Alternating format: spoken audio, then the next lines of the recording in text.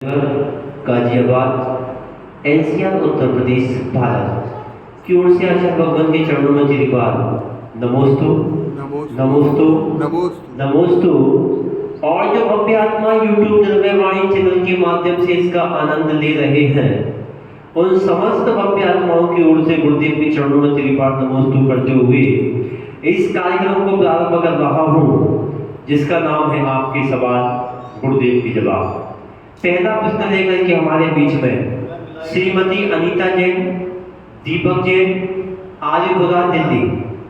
उनका प्रश्न ये है, नवदा भक्ति पूर्वक मुनिराज को आहारचर्या कराने हेतु श्रावकों को आहारशाला में किन किन सावधानियों का ध्यान रखना चाहिए? आलिपुरा दिल्ली से प्रश्न आया, उनको आशीर्वाद। प्रश्न है कि नवदा भक्ति कराने वालों को अर्थात आहार देने वालों को किन किन बातों का ध्यान रखना चाहिए। सबसे पहले नवदा भक्ति क्या है इसको समझ लेंगे तो सावधानी समझ में आ जाएगी। सबसे पहले पड़गान होता है। पड़गान जहाँ भी किया जाता है वो जगह शुद्ध होना चाहिए। एक फिर इसके बाद में बताए क्या, जो पड़गान करने आते हैं उनको ईरिया पथ से चलना चाहिए, अर्थात जमीन को देखना चाहिए कि जमीन में कोई गंदगी तो नहीं है, जिसको मार्ग शुद्धि कहते हैं। और इतने ऊंचे वस्त्र पहनना चाहिए कि वो जमीन में टच ना हो। यदि वस्त्र जमीन में टच हो जाते, वहां कफ पड़ा हुआ है, गोबर पड़ा हुआ है, कुत्ते का मल पड़ा हुआ है, टच हो गया, इसका मतलब आप पुनः जाइए उन वस्त्रों को बदलिए। देखिए, पैर में गोबर टच होगा, आप पैर धो लेते, लेकिन धोती, दुपट्टा, साड़ी वगैरह नहीं धुलती है, इसलिए वो पूरा चौका अशुद्ध हो गया। इसलिए 8 अंगुल ऊपर साड़ी पहनने को कहा गया पड़गाने वालों को और आहार देने वालों को और पूजा में आने वालों को। लेकिन ये सावधानी अपने यहाँ बिल्कुल भी नहीं रखी जा रही है। तो एक बात ये हो गई कि जो आहार देने वाला है वो पहले पड़गान करता है, पड़गान करके घर ले जाता है ईरियापथ शुद्धि से, मार्ग शुद्धि से, और वहाँ उच्चासन ग्रहण कराते हैं। जब उच्चासन ग्रहण कराते हैं तो पाटा हिलना नहीं चाहिए। पाटे पर सनमाइका नहीं होना चाहिए, क्योंकि सनमाइका जो लगता है उसके अंदर जो लगाया जाता है उसमें कई प्रकार की अशुद्धियां हैं, इसलिए उस सनमाइका वाले पाटे पर महाराज को नहीं बैठाना चाहिए, ना उसका उपयोग करना चाहिए। फिर इसके बाद में उच्चासन, पाद प्रक्षालन। जब चरणों का अभिषेक करते हैं उस समय पानी बहुत गर्म ना हो और जग से कोई पानी तुम पिला दो, उसी जग से आप वो महाराज के चरणों का अभिषेक करते नहीं, गिलास में जल दीजिए और गिलास से डालिए, और जो जल बचा है उससे भले हाथ धो लो। तो आप उस महाराज के जो पीने वाला पानी जग में है उस पीने वाले पानी से हाथ नहीं धोइए, आप अलग से गिलास में पानी ले लो, उसी जग से ले लो, अलग से आप बात करके हाथ धोने का हाथ धोइए। फिर पूजन करने के बाद, पाद प्रक्षालन और पूजन करने के बाद, पूजन जब करते हैं तो पूजन की द्रव्य जमीन पर नहीं गिरना चाहिए, ये ध्यान रखना। बिखर जाती सब जगह वो ना हो, ये भी सावधानी रखना। फिर हाथ धोना पड़ता है शुद्धि बोल करके। तो अब मन शुद्धि, वचन शुद्धि, काय शुद्धि और आहार जन शुद्धि। तो मन शुद्धि का अर्थ क्या? अपने मन में किसी प्रकार का लोभ, लालच, विकार भाव नहीं आना चाहिए, दिगंबर अवस्था को देख करके भी। उसके बाद बात आती है कि वचन शुद्धि, झूठ नहीं बोलना। यदि छू गए आप झूठ मत बोले, कहां छुआ, हमने अभी दिए नहीं, झूठ मत बोलो, क्योंकि तुम यहां झूठ बोलोगे तो क्या होगा, ये सावधानी है। फिर काय शुद्धि का अर्थ क्या, आप यदि सर्दी जुकाम है, बुखार है, आपको कोई चर्म रोग आदि है, तो आपकी काय की शुद्धि नहीं है, आप आहार मत दें। फिर भी यदि आपको रोगी काया है तो आप स्नान करिए, स्नान करके शुद्ध वस्त्र पहनिए, और शुद्ध वस्त्र का अर्थ आप जानते 16 के वस्त्र पहन करके आना चाहिए। और उसके बाद में जब आप वहां आए तो जमीन वगैरह में हाथ ना लगे, इसका भी ध्यान रखें। फिर आहार जो बनाते हैं, आहार शुद्धि में भी बाजार की आप जो दूध लाते हैं वह अंतर्मूर्त की मर्यादा का हो, अर्थात गाय से दूध निकालने के बाद आधा घंटे के अंदर आप लेकर के घर आ जाए, उसको छान करके तत्काल उबाल लें। यदि दूध नहीं उबला है तो वह दूध शुद्ध नहीं है, आपकी आहार शुद्धि नहीं है। फिर इसके अलावा दूध पैकेट वगैरह का ना हो, सामने निकलवाइए तो देना, अन्यथा नहीं देना। इसी प्रकार घी का भी है, आटे का भी है, नमक वगैरह का है, मसाले का है, कि जो बताएगा वो अपनी पवित्र जिस मर्यादा में, जिस सीमा में बताएगा उसी के अनुसार होना चाहिए, यही शुद्धि है। और आपके थूक वगैरह चलता, अभी तो कोरोना के लिए कोई बात ही नहीं है, अब तो सबने, लेकिन चौके में तो हमेशा मास्क लगाना ही चाहिए। अपने कपड़े का बना लो, अपने दुपट्टे का बना लो, और सिर हमेशा आपका ढका हुआ होना, चौके में कभी सिर नहीं खुला होना चाहिए, और जूते चप्पल भी नहीं होना चाहिए। इन चीजों का ध्यान रखें। आशीर्वाद। अगला प्रश्न लेकर के हमारे बीच में श्रीमान प्रदीप कुमार जी जैन, कविनगर, गाजियाबाद, NCR भारत आए और आकर के आज का अपना अगला प्रश्न करें। इसके बाद श्रीमान शरद कुमार जैन। आचार्य श्री, मेरी जिज्ञासा यह है कि पंचम काल कितने समय का होता है और कब शुरू हुआ? प्रदीप भैया है यहाँ के कार्यकर्ता कर्मठ, कविनगर, गाजियाबाद के। पंचम काल कब से प्रारंभ हुआ, एक आपका प्रश्न है। पंचम काल भगवान महावीर स्वामी के मोक्ष जाने के 3 साल 8 महीने 15 दिन बाद प्रारंभ हुआ।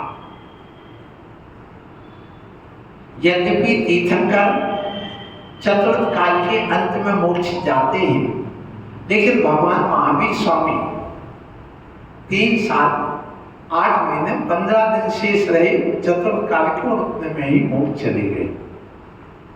तो भगवान महावीर स्वामी को मोक्ष को जाए हुए यहाँ से गमन करे लगभग 2600 वर्ष हो रहे हैं। 2550 वर्ष हो चुके हैं। तो तब से ये पंचम काल प्रारंभ हो गया है, और ये कब तक चलेगा, तो 21,000 वर्ष का पंचम काल होता है। इन 21,000 में से अपन 2500 वर्ष कम कर दो, 2600 कर ले उन मिला करके, तो 2600 वर्ष कम करने पर कितना रह गया,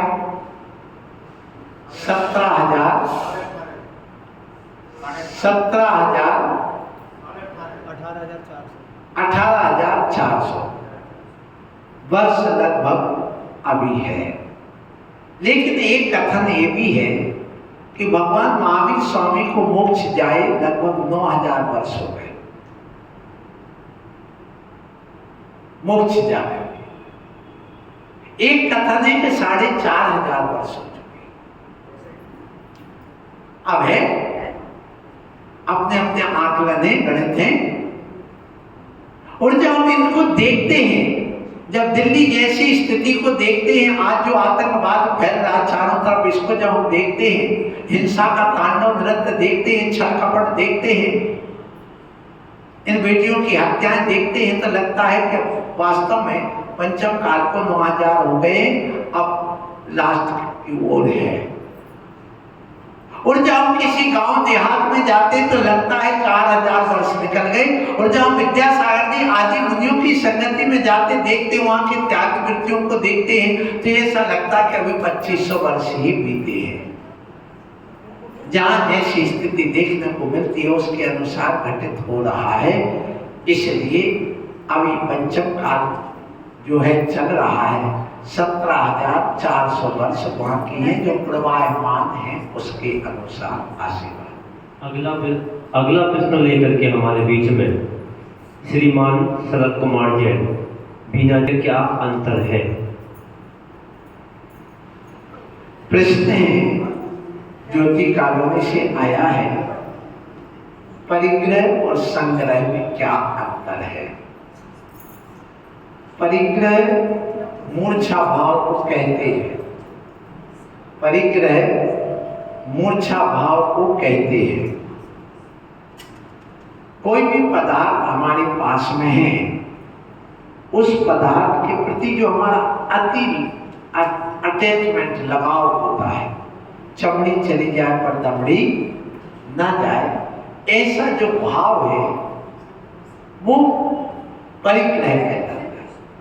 वस्तु हो या ना हो, परंतु उसके प्रति यदि मूर्छा भाव है, अति लगाव है, तो वो परिग्रह की श्रेणी में आ जाता है।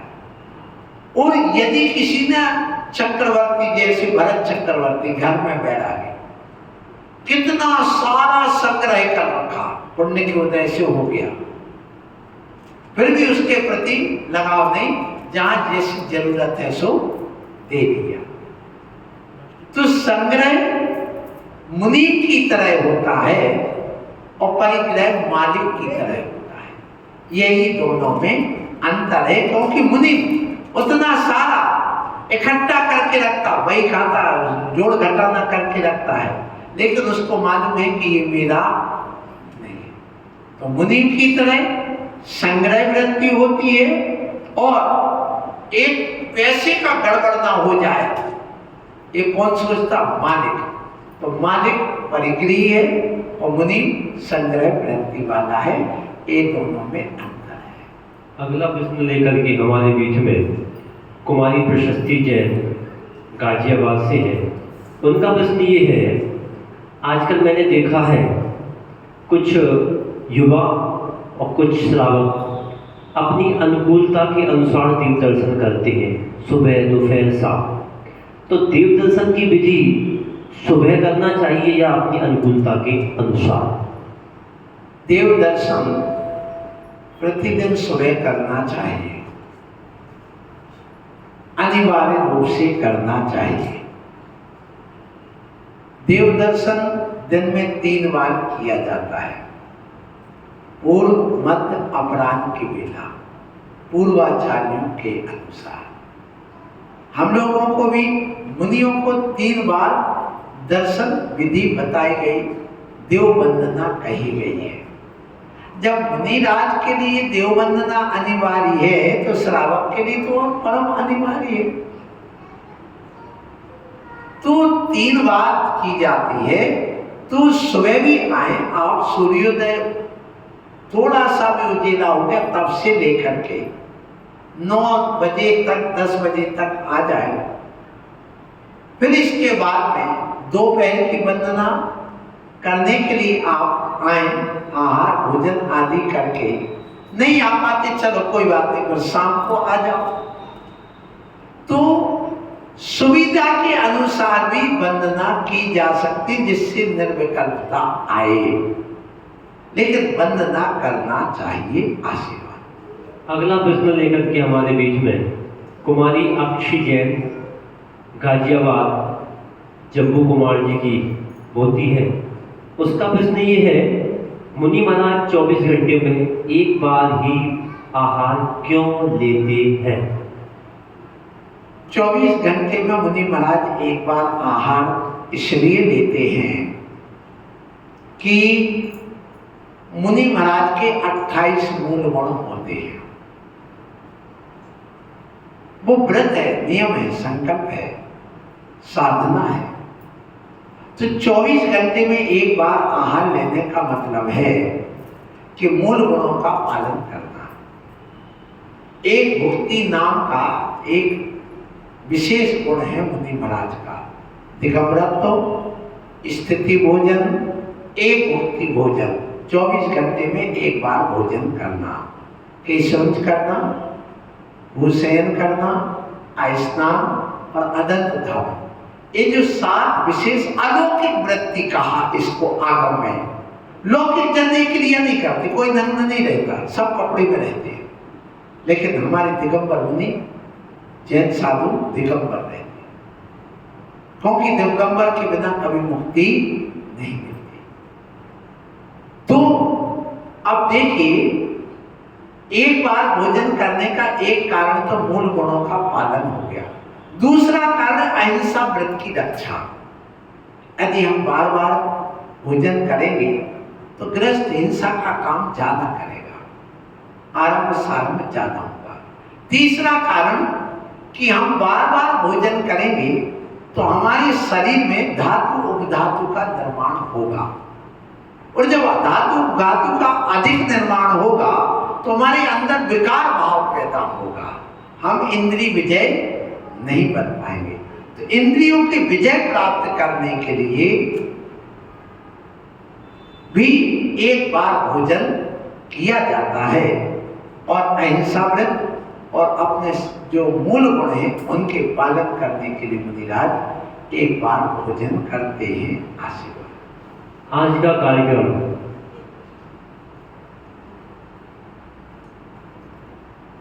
यहीं पर समाप्त हो रहा है। समय की